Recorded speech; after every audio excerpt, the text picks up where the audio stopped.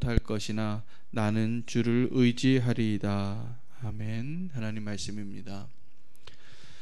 원수는 우리를 흔듭니다. 우리가 쓰러지기를 원하고 우리가 실족하기를 원하지만 참 너무나 오늘 말씀이 감사한 것은 우리가 요동하지 않을 것을 우리의 힘 때문이 아니라 하나님이 그렇게 의인의 요동함을 허락하지 아니하시리라, 영원히 허락하지 아니하시리라 말씀하시기 때문에 그렇습니다.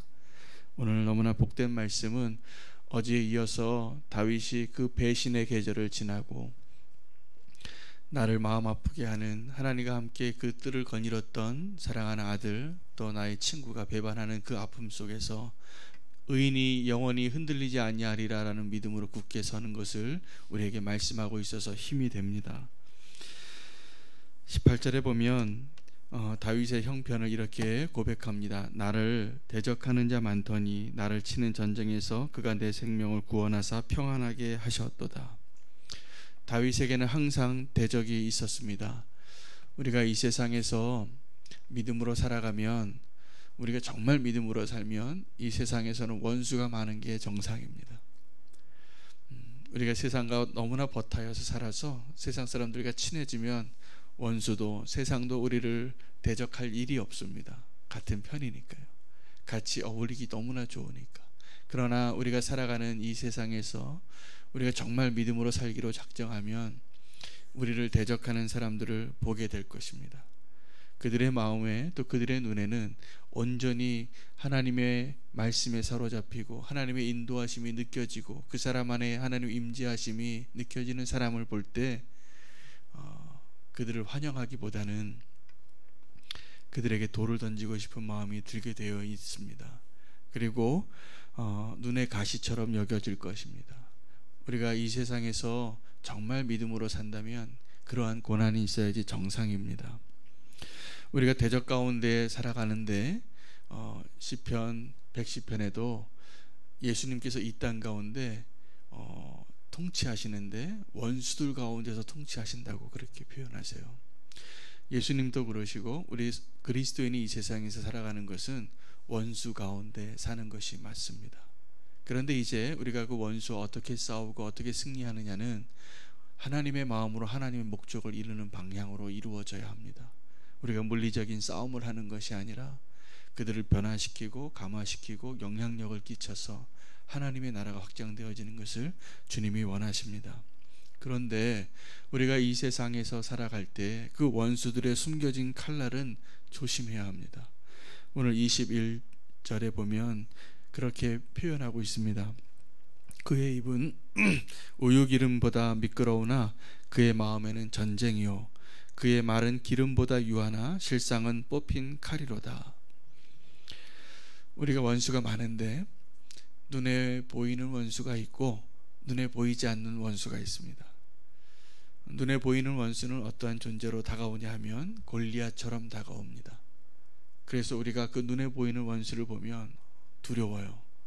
도저히 싸워서 이길 수 없을 것 같기 때문에 숨게 됩니다. 두려워하게 됩니다. 도망가고 싶어집니다. 감히 싸우고 싶어지지 않습니다.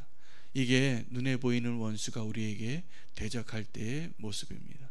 그런데 그렇게 눈에 보이는 대적은 두렵더라도 다윗처럼 너는 칼과 창을 의지해서 나오나 나는 네가 모욕하는 여호와의 이름으로 대적하며 나아간다라고 이겨나갈 수 있는, 준비할 수 있는 그 싸움을 이길 수 있는 가능성이 그래도 높습니다. 그런데 우리가 정말 위험한 것은 보이지 않는 원수입니다. 그 보이지 않는 원수는 매복해 있어요. 그래서 숨어서 우리가 쓰러지기만을, 아니면 실수하기만을, 우리가 잘 믿음으로 살다가도 한 걸음 헛디디기만을 기다리고 있습니다. 오늘 얼마나 두려워요. 우리가 보이지 않는 원수를 알고 믿음의 길을 가는 것이 정말 중요합니다. 그런데 그 보이지 않는 원수 중에서 정말 가장 강력한 원수가 누군지 아셔야 됩니다. 하나님의 관점에서 우리 눈에 보이지 않는 가장 무섭고 경계해야 할 원수는 내 자신입니다. 정말 그렇습니다. 우리가 내 자신을 이겨야 될 것 같아요. 내 자신을 이기는 것이 정말 승리하는 그리스도인의 비결입니다. 그런데 오늘은 그 매복해 있는 그 함정을 파놓고 그렇게 입에서는 우유 기름보다 미끄러운 그런 부드러운 말, 좋은 말 하고 있는데 그 속에 칼을 품고 있어요. 그 사람이 가까이 있어요. 우리가 그 사람을 가까이 두기를 원하거든요. 왜냐하면 우리에게 입에 침이 마르도록 칭찬하기 때문에, 우리에게 정말 좋은 것을 하기 때문에 그래요. 그런 사람 옆에 있으면 좋죠. 너무 행복하죠. 그런데 원수가 그렇게 다가올 수 있다라는 것입니다. 그래서 우리가 깨어있는 성도로 오늘 살아야 합니다. 우리를 방심하게 하는 보이지 않는 원수, 그 원수를 우리가 기도하며 경계하기를 원합니다. 그 가장 무서운 보이지 않는 원수가 내 자신입니다. 첫째, 우리가 그 방심하지 않도록 하기 위해서 붙잡아야 할 것은 평안한 때를 경계하라입니다. 어려울 때는 살아남아야 하기 때문에 우리가 비상체계로 돌아갑니다. 그래서 한 걸음씩 한 걸음씩, 혹시 여기에 지뢰가 있지 않은가, 이 길로 가면 위험하지 않은가 조심스럽게 항상 깨어서 있는데, 언제 위험하냐 하면 허리띠 풀을 때입니다. 이 총 내려놓을 때입니다. 활 내려놓을 때입니다. 그때 무방비 상태예요. 그러면 원수가 언제 우리를 정말 더 흔들고 위험하게 할 수 있을까요? 느헤미야가 그 성벽을 쌓으면서 원수를 대적했어요. 42일 만에 그 성벽을 다시 쌓을 때는 정말 보통 때보다 2배의 노력을 해요. 그런데 그때는 원수가 아무리 위협하고 겉모술수록 어떻게 공격해도 지켜냅니다. 그런데 정말 우리가 무너질 때는 언제냐면 이제 됐구나 라고 생각할 때입니다.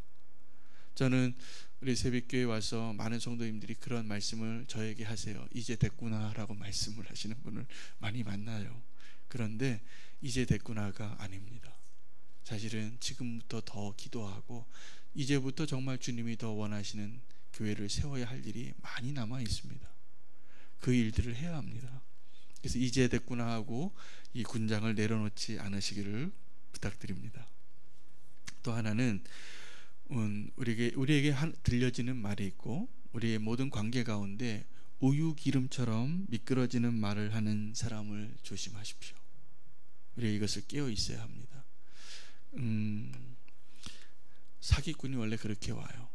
그리고 영적으로 봤을 때 원수가 그렇게 다가옵니다. 보이지 않는 원수, 우리가 항상 깨어 있어야 할 이유는 여기에 있는데, 우리는 모르는데 원수는 우리를 정조준하고 있어요. 특별히 정말 하나님의 사람일수록 원수는 정조준하고 있습니다. 그 사람이 한 번만이라도 실수하기를 기다려요. 한 번 잘못 내딛기를 기다리고 있어요.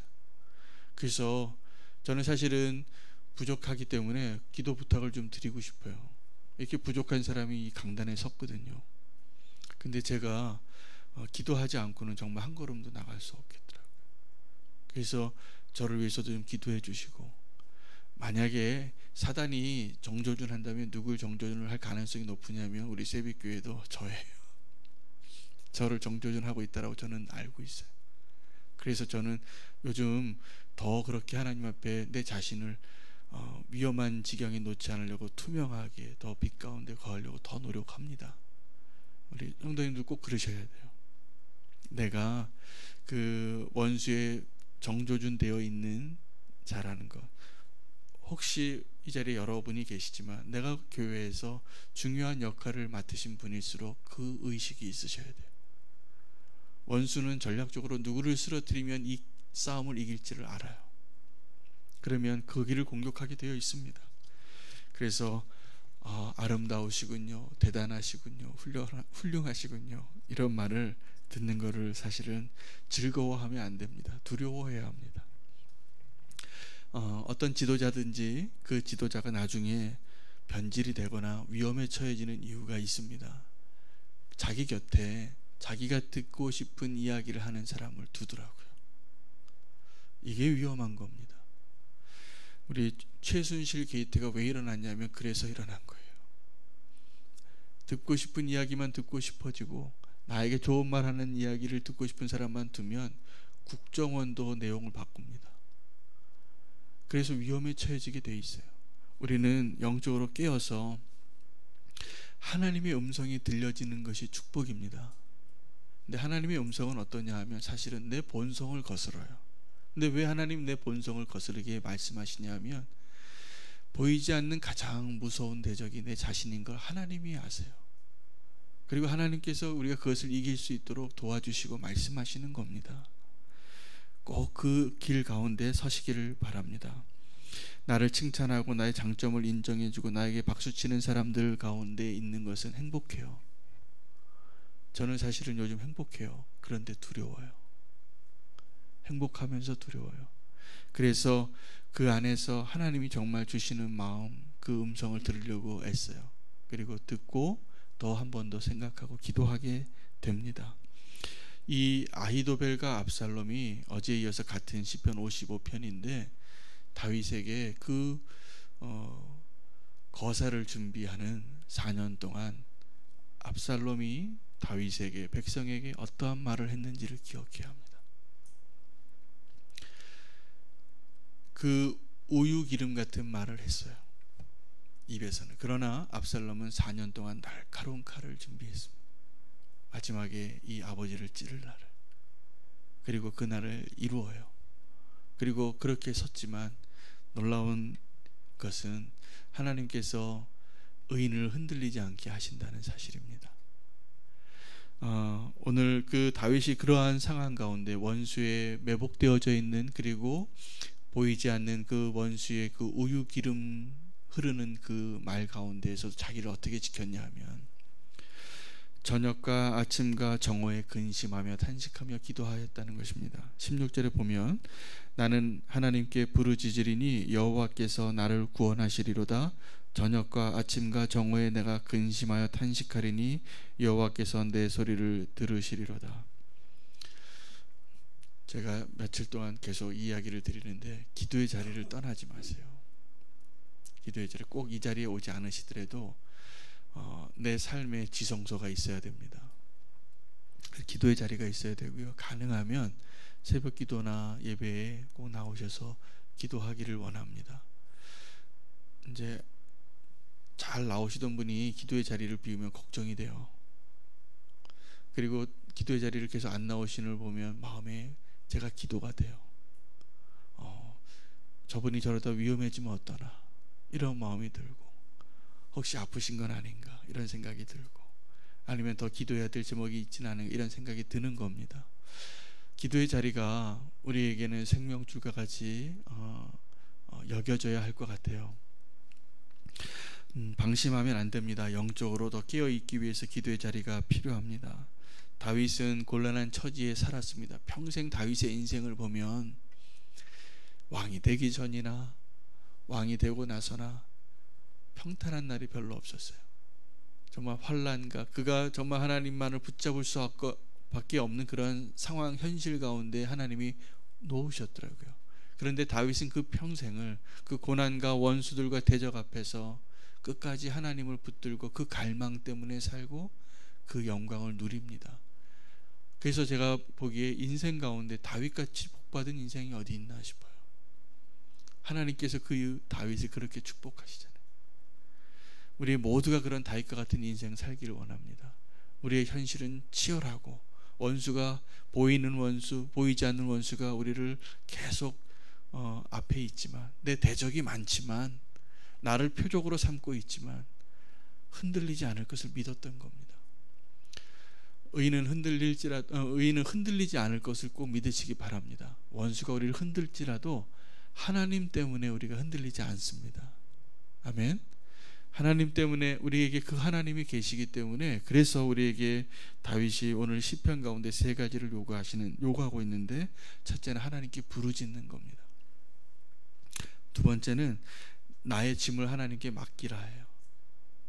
세 번째는 원수는 그렇게 속이고 대적하였을, 그리고 그 왕자를 빼앗았을지라도 자기의 인생의 반도 못 살 거라고 고백해요. 그리고 그렇게 믿어요. 그리고 자기의 결단을 얘기합니다.